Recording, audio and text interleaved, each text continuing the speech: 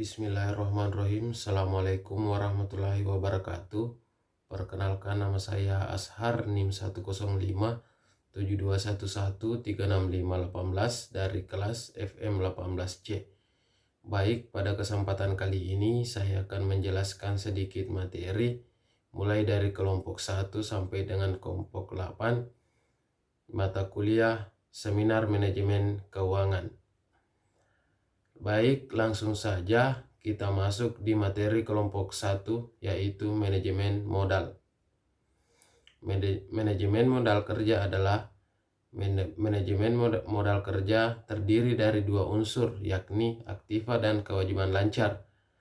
Dalam dunia akuntansi, manajemen modal kerja adalah suatu strategi dalam memelihara tingkat keseimbangan aset lancar dan juga kewajiban aset lancar, seperti mengelola arus kas, persediaan, serta utang dan piutang perusahaan. Manajemen modal kerja memiliki peran yang sangat penting dalam suatu bisnis. Setiap keputusan dari manajemen bisa berdampak secara langsung pada peningkatan laba, risiko, penjualan, dan juga harga saham perusahaan. Selanjutnya, kita masuk ke materi kelompok 2, yaitu manajemen piutang. Piutang adalah sejumlah uang atau tagihan atas barang atau jasa yang timbul karena adanya penjualan barang atau jasa secara kredit dalam jangka waktu 1 tahun atau dalam siklus normal perusahaan. Dalam rangka meningkatkan penjualan secara kredit, maka perusahaan dagang perlu menetapkan kebijakan kredit atau kredit policy. Tujuannya agar penjualan kredit yang diberikan akan memberikan keuntungan seperti yang diinginkan. Penundaan atau keterlambatan pembayaran oleh debitur akan merugikan perusahaan pemberi apabila debitur yang tidak mampu untuk mengembalikannya. Oleh karena itu, dalam memberikan atau menjual barang secara angsuran, ada beberapa kebijakan yang harus dilakukan.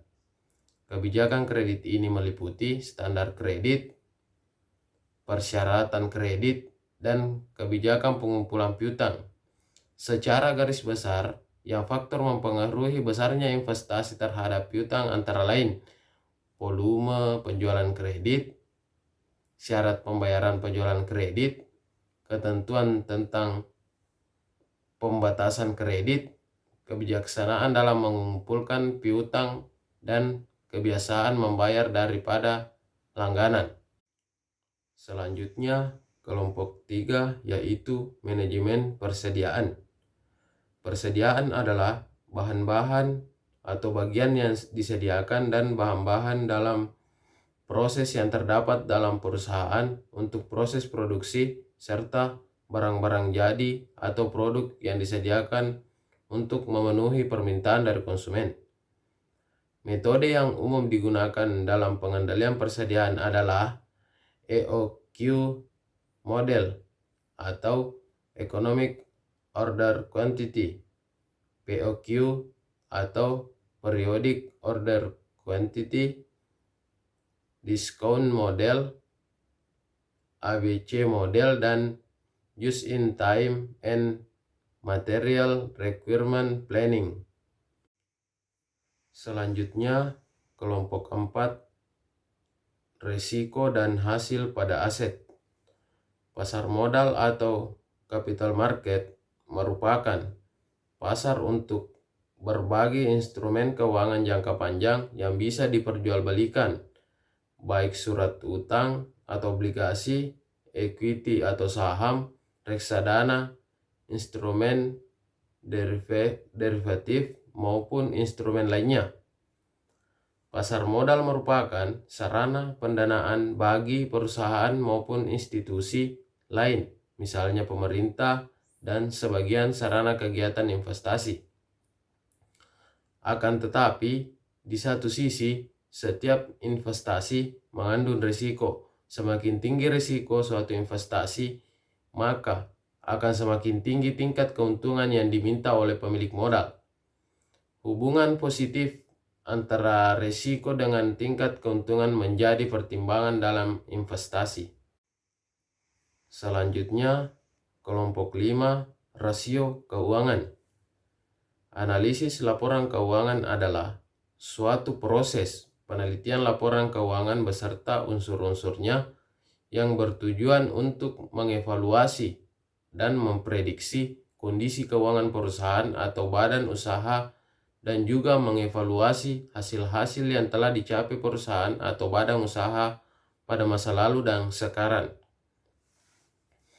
Analisis laporan keuangan dilakukan pada dasarnya untuk mengetahui apakah keadaan keuangan hasil usahanya, kemajuan keuangan perusahaan memuaskan atau tidak memuaskan. Analisis dilakukan dengan mengukur hubungan antar unsur-unsur laporan keuangan dan bagaimana perubahan unsur-unsur itu dari tahun ke tahun dan untuk mengetahui arah perkembangannya.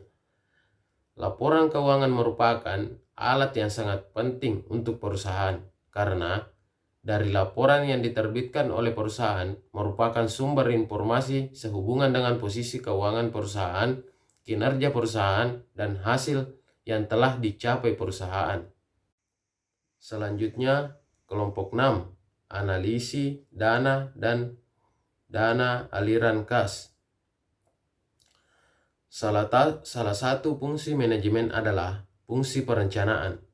Bagi manajer keuangan, fungsi perencanaan ini berarti bahwa ia harus melakukan perencanaan keuangan, analisis sumber dan penggunaan dana atau sering juga disebut dengan analisis aliran dana, merupakan alat analisis finansial yang digunakan untuk mengetahui dari mana dana didapatkan dan untuk apa dana itu dibelanjakan.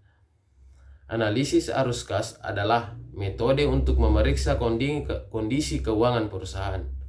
Bisa dikatakan analisis arus kas adalah semacam studi tentang pergerakan uang tunai yang masuk dan keluar melalui bisnis yang disebut anggaran kas atau kas budget. Selanjutnya, kelompok 7, penganggaran modal. Penganggaran modal atau biasa disebut dengan capital budgeting sangatlah penting dalam menentukan alur kas dan penanam saham, di mana bila perhitungan atau keputusan untuk pengambilan penganggaran modal tepat, maka keuntungan bagi perusahaan akan meningkat sesuai dengan perhitungan. Modal atau kapital menunjukkan aktiva tetap yang digunakan untuk produksi.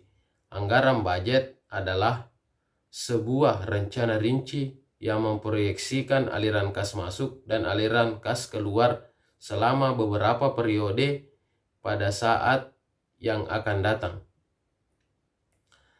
Kapital budget adalah garis besar rencana pengeluaran aktiva tetap. Penganggaran modal atau capital budgeting adalah keseluruhan proses mulai dari perencanaan sampai dengan pengambilan keputusan untuk pengeluaran sejumlah dana atau investasi di mana jangka waktu kembalinya dana tersebut melebihi waktu 1 tahun. Selanjutnya, yang terakhir yaitu kelompok 8, biaya modal dan struktur modal. Biaya modal atau cost of capital adalah biaya real yang dikeluarkan oleh perusahaan dalam memperoleh dana untuk mendanai investasi atau operasional perusahaan. Bisa berasal dari hutang, saham, dan laba yang ditahan. Besarnya biaya modal ini dimaksudkan untuk mengetahui berapa besarnya biaya real yang dikeluarkan perusahaan dalam memperoleh dana yang diperlukan. Konsep biaya modal ini untuk menunjukkan tingkat penggunaan modal perusahaan. Struktur modal ialah pertimbangan atau perbandingan pada darah jangka panjang perusahaan yang dapat ditunjuk oleh perbandingan hutang jangka panjang dengan modal sendiri. Perusahaan bisa memiliki dua sumber dana, yaitu dari internal perusahaan dan eksternal.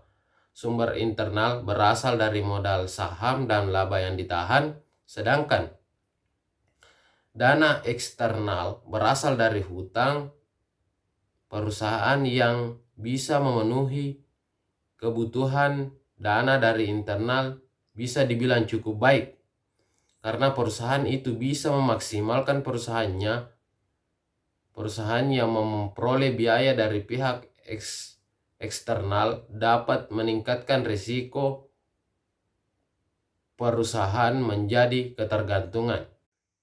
Baik, mungkin itu saja yang sempat saya jelaskan pada kesempatan kali ini. Lebih dan kurangnya mohon dimaafkan. Billahi fisabilil haq, fastabikul khairat. Assalamualaikum warahmatullahi wabarakatuh.